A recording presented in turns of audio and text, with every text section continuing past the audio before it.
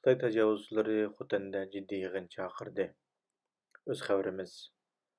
Tağırtağ to'g'rining 16-iyuldagi xabariga qaraganda, 14-16 iyulgacha Sharqiy Turkistonning Xotan shahrida yig'in ochilgan.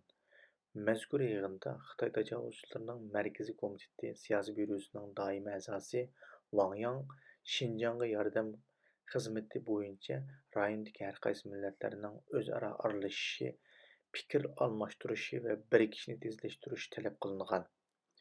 U yana Sharq Turkistondagi yerlik millatlarning ichki o'lkalarga berib, o'zlashishi va rivojlanishini ilgari surishni hamda Pingtuanning Janubiy Sharq Turkistonda texmo kengayishini alohida ta'kidlagan. Uyg'ur tahlilchilari Wang Yangning bu so'zining bundan keyin Uyg'urlarni ko'plab ichkiri Xitoyga avatib, o'rinlashtirish orqali ularni Xitoy jamiyatiga singdirishni maqsad qilganligini ko'rsatganligini bildirishdi. Yig'inda so'z qilganlarning ichida Guangdong o'lkasining muavin o'lka boshlig'i Zhang Hu Xinjiangga yordam qilish xizmatining Sharq Turkistonning jamiyat amonligi va abadiy amalligini ishga oshirishdagi davlatning strategik tadbir ekanligini alohida o'ttirib qo'ygan. Xitoy tajovuzchilari 19 o'lkaning Sharq Turkistondagi faoliyatlarini Sharq Turkiston xalqini kambag'alchilikdan qutulishga yordam berish, Sharq Turkistonning taraqqiyotini ilgari surish deb ta'kidlamoqda. Ammo Uyg'urlar bo'lsa, buni Sharq Turkistonning boyliqlari va amgak kuchlarini 19 o'lkaning o'z oldiga ayrim-ayrim egallashi deb qaramoqda.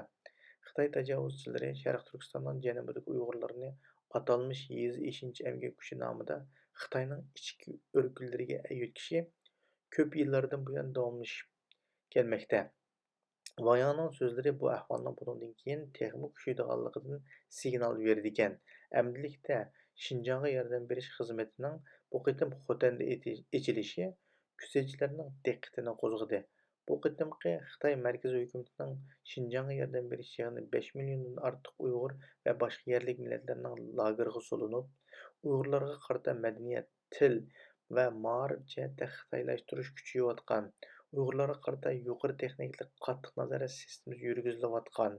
Ammo Xitoyning bu qilmishi xalqaro jamiyatning qattiq ayblashiga uchrayotgan bir paytda ichildi. Uyg'ur kuzatchilari mazkur yig'inda deyilgan mazmunlarga asosan Xitoy tajovuzchilarining bundan keyin nishonni asosligi janubdagi viloyatlarga qaratib, bu rayondagi Uyg'urlarni nopus jihatdan shalanglashtirish, til va madaniyat jihatdan xitoylashtirish, bu rayonlarga texnik ko'p Xitoy aholilarini o'rinlashtirishni kuchaytirish mumkinligini o'ttirib qo'yishmoqda.